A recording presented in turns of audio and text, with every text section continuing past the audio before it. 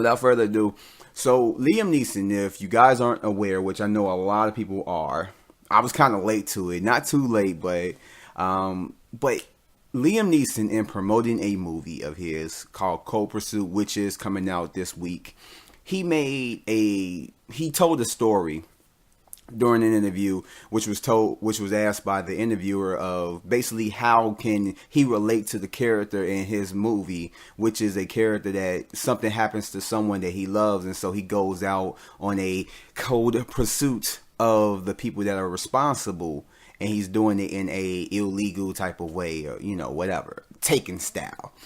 And so he tells the story of a friend of his, a dear friend of his, that got raped when he was away, and when he came back, he learned the details that she didn't know who it was, and that it was a black guy.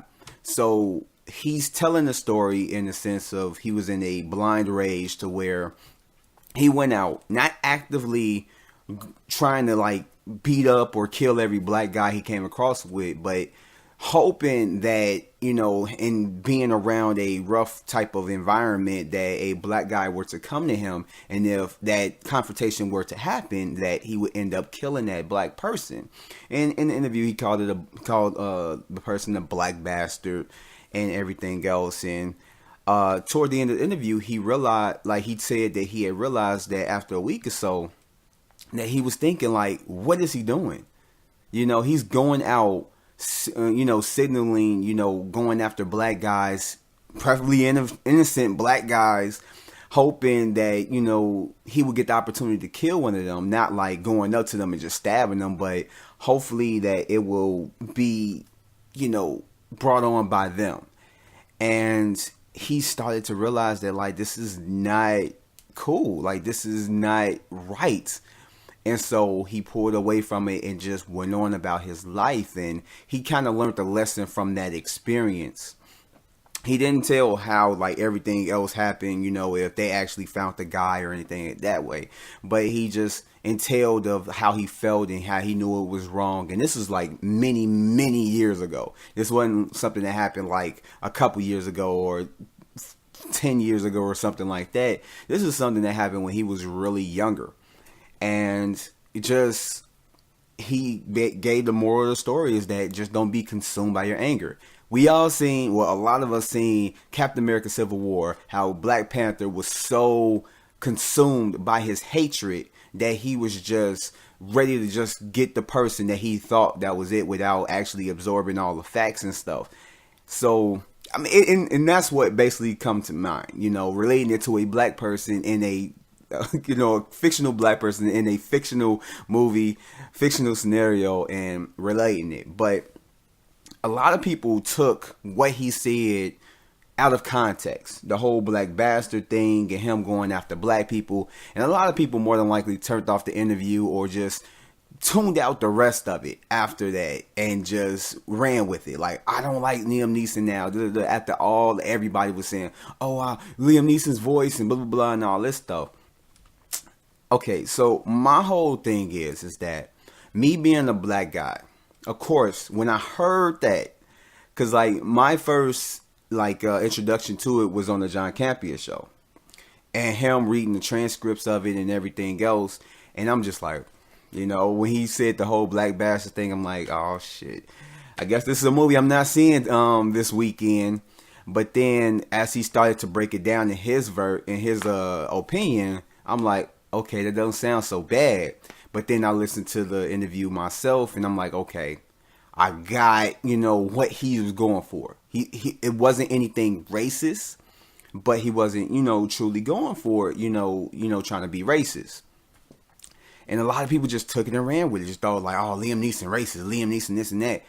A lot of people, like I said, probably turned it off after the whole black bastard comment and all that stuff and didn't listen to it or tuned the rest of the interview out and what he was saying. And what he was saying was that don't be consumed by your rage.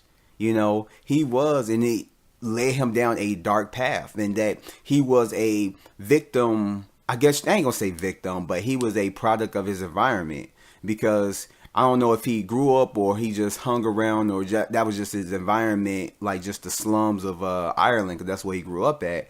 And That was just the mentality, and this is back then. So we're dealing with racism nowadays, like still a lot in our day, in our society, and everything else. But back then, it still was heavy, maybe more so then than now. But when you come across that, it's like you kind of profile that stuff. And across the pond, they don't deal with racism like we do in America.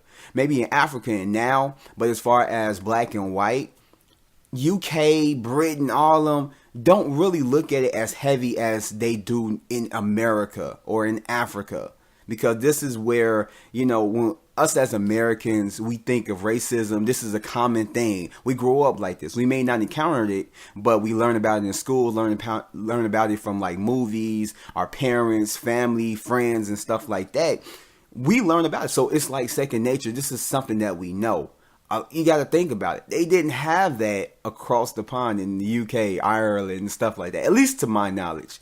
At least not as heavy as it was in America, or in Africa, And so he not accustomed to how we are in America. I ain't gonna try to step in shit, but him growing up, he probably was immune to it, but not a crazy amount. So his mentality is not that of, I don't like black people. It's more than likely probably just, it's a black guy or this and that, and I just want to do it. But in the sense of just the story, he wasn't going after a black guy because he was black. He was going after him because that's what his friends said. And that drove him into rage, which a lot of us have been consumed by our rage. A lot of people more than others. A lot of people have times where they just black out and start fighting people. Start fussing, fighting, cussing out people and this and that.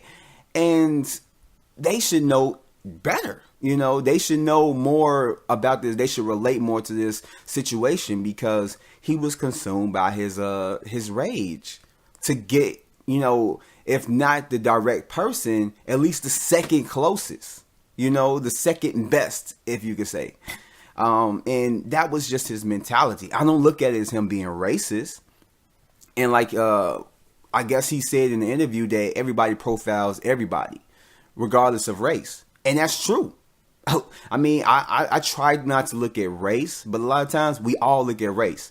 He's white, she's black, she's Asian, he's Israeli, and it's like all of us, we all do it. A lot of us aren't racist, but a lot of us are. But everybody profiles us in one way or another, And he wasn't saying it in a racist type of way. He was just basically just telling the story of what he learned from, how he got better from that. And this happened when he was younger. If this would happen a couple years ago, then I could say, okay, people be in the uproar. But this happened, maybe like 40 something years ago?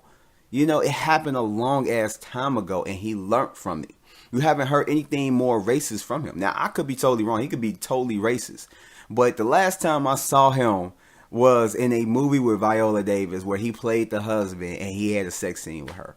I don't know if a racist person would even do a scene like that. But hey, that's just me. But in any case, I didn't see anything wrong with it.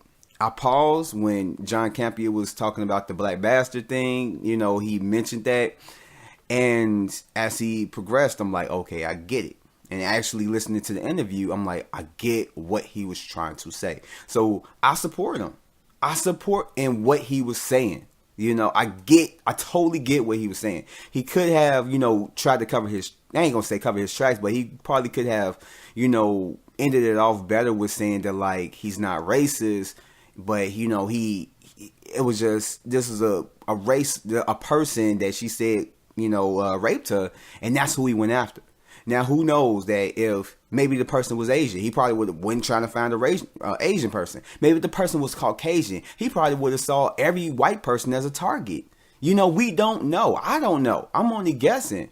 But since it was a black person, everybody just went up in arms like, oh, he's racist and this and that. And it's like, listen to the whole interview. Get the moral of the story. Because I doubt if a person that has a movie coming out has a movie coming out that he wants people to see. He wants to make money. I doubt if he's going to come out being a racist a few days before the movie even comes out. That ensures that nobody was going to go see it and nobody is going to spend the money on it. That way, it's not going to make that much money. I doubt that. That would be totally stupid. And Liam Neeson looks like he's a smart and intelligent man. I doubt if he's going to come out and say that he's a racist so that people are just going to opt out of seeing his movie. I doubt that. Very seriously. And that what shows me that I don't think he's a racist. I really don't. I support him in what he said and everything else, but I don't really think that he is a racist. I really don't. That's just my opinion. And that's what I'm going to say on it.